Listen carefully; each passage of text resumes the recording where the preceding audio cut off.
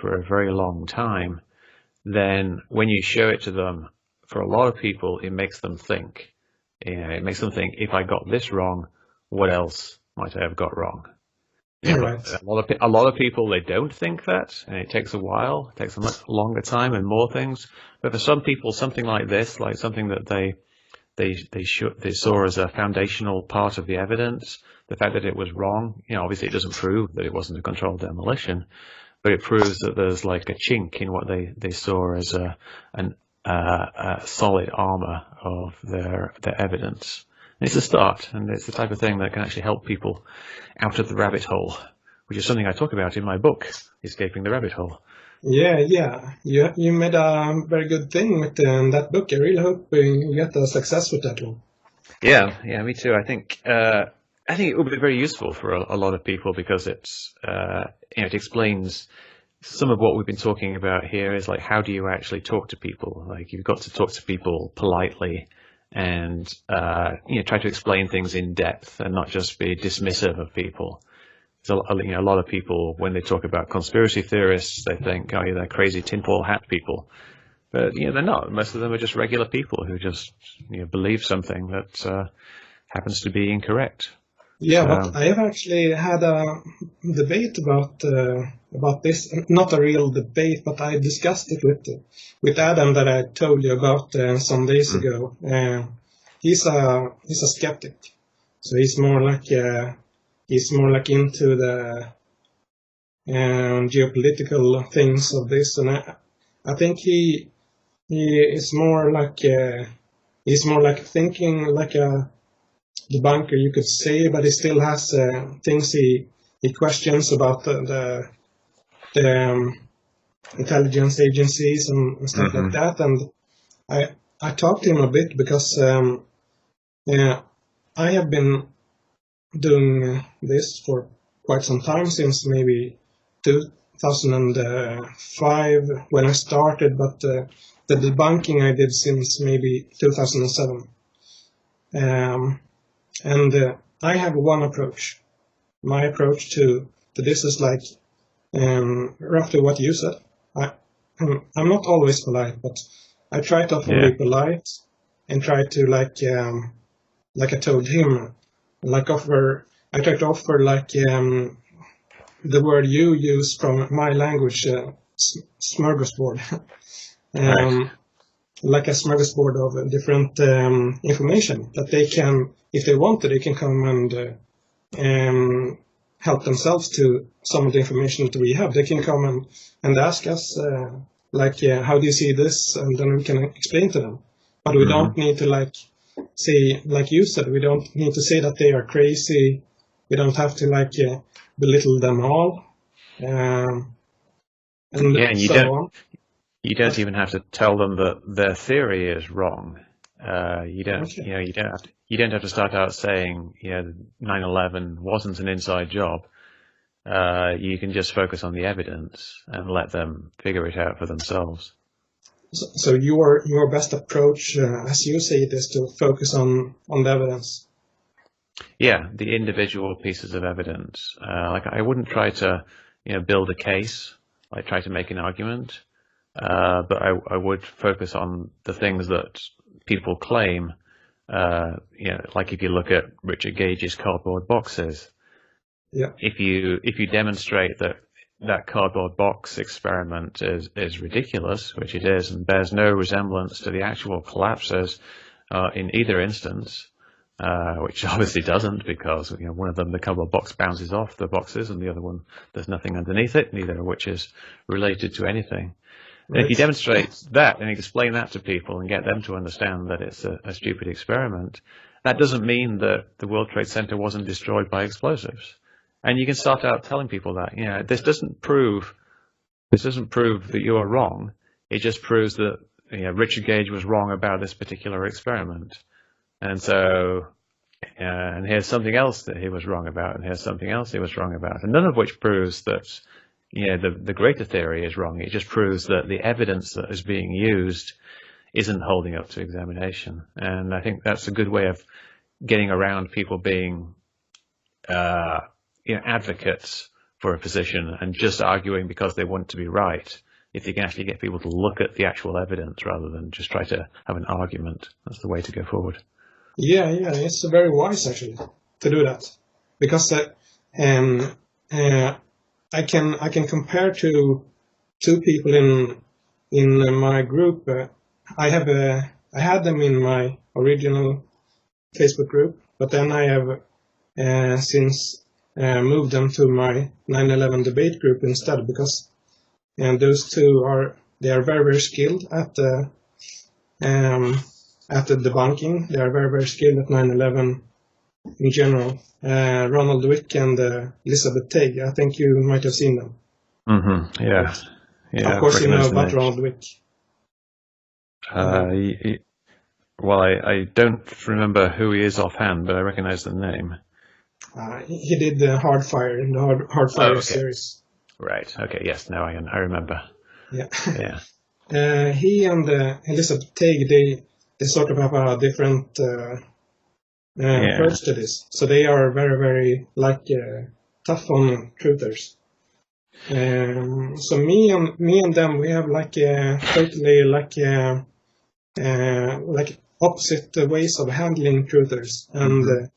And I mean, I have talked a little bit with Elizabeth and heard her opinion about why she wants to be like that. So I've heard her version, but it's just interesting to hear the different takes about how to try to handle this, because I guess what I want to do is that I want to try and reach those that can be reached. I mean, I know that there's some truthers that you cannot reach. They are they have some agenda, or they are biased so much that they won't listen to anything that we have to say. But then there's also one group of people that actually want to hear the truth, and they are really searching for the truth. And I think that those people could be reached unless you sort of scare them off or make them angry or something, sort of like you have discussed. If you offend them or so, then you scare them off, so then you can't reach those people either. So that's why I'm trying to not offend them by insulting their intelligence and stuff like that. Yeah, it's possible that there is room for both approaches. It may be that there are some people where ridiculing them might actually get through to them if they know that people think their ideas are stupid. It might get through to them. It's not been my experience that that's happened, but if those people exist, then maybe what I do won't work on them, and they'll go and talk to Elizabeth, and she'll call them idiots, and they'll think about it. But I don't really think so. But I also think it's a bit of a mistake to think that there are people that can't be reached, and I think this is something that is behind the approach of people like Elizabeth, who tend to call out people as being stupid because they don't think that this person is ever going to change. And when I talk to the people, I said, you've got to be polite. It works better if you're polite. If I'm saying that to somebody, they'll say, why bother? They're never going to change. And so we may as well just call them idiots. But there are people in my book who I interviewed who were truthers or believers in chemtrails or whatever for years, and in some cases over a decade. And they reacted badly whenever people called them idiots, and they had people try to convert them, and they fought back against it, and it seemed like they were intractable, that they could not be changed. But eventually they did. So I think it's impossible to say that someone will never change.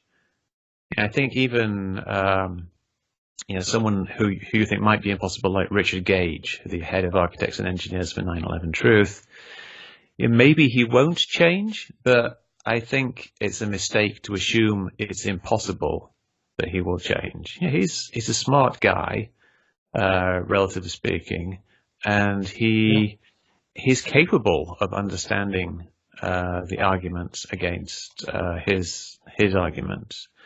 He just has this kind of mental block, and obviously it's his job now. He gets paid like $100,000 a year to run architects and engineers for 9/11 Truth, and so he's got this vested interest, whether it's a conscious one or not.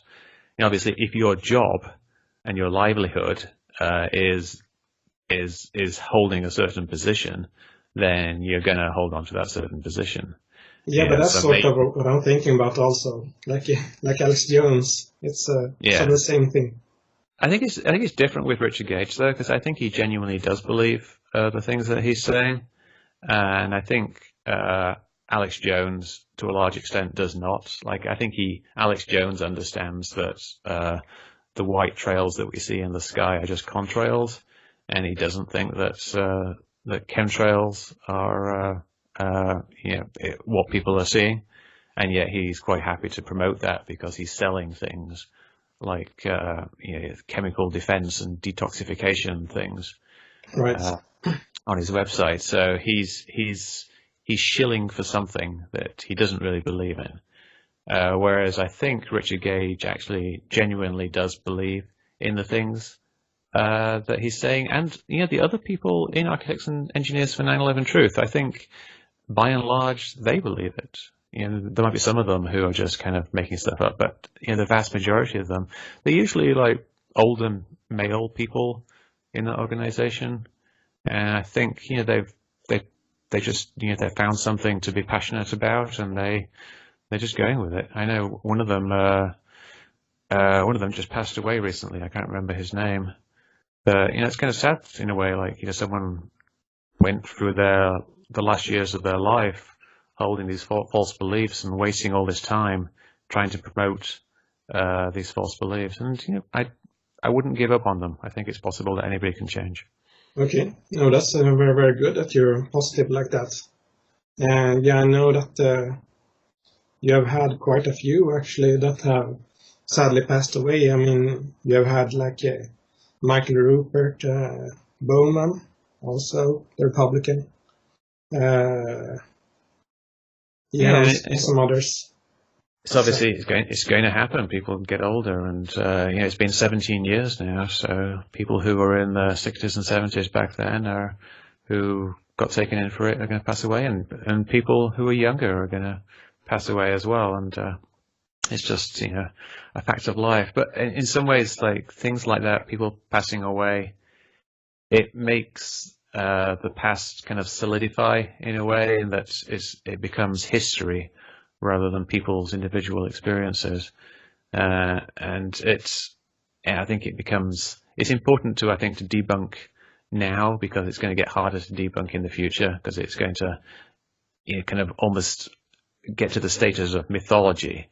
Yeah. You can have things like this angle cut column or whatever, the red paint chips, the iron microspheres. Yeah, Silverstein saying pull it. And if you don't, you could interview Silverstein now and ask him what he meant and get a more detailed response, and so that's been done before.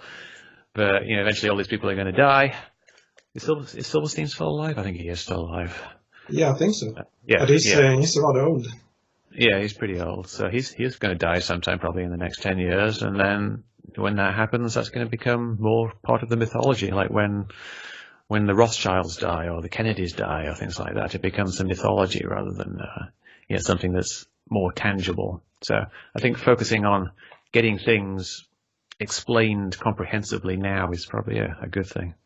Yeah, absolutely. I think I talked to that with Adam also, because he asked me and a guy from Germany about how we saw this developing 9/11. If we thought it would be something that would die out or become more popular, or what would happen. And we thought that it would probably continue like now, and then probably maybe it would spread to more people, but it wouldn't be, the arguments wouldn't be more, so to speak. It would be like the same arguments that have been already told to people.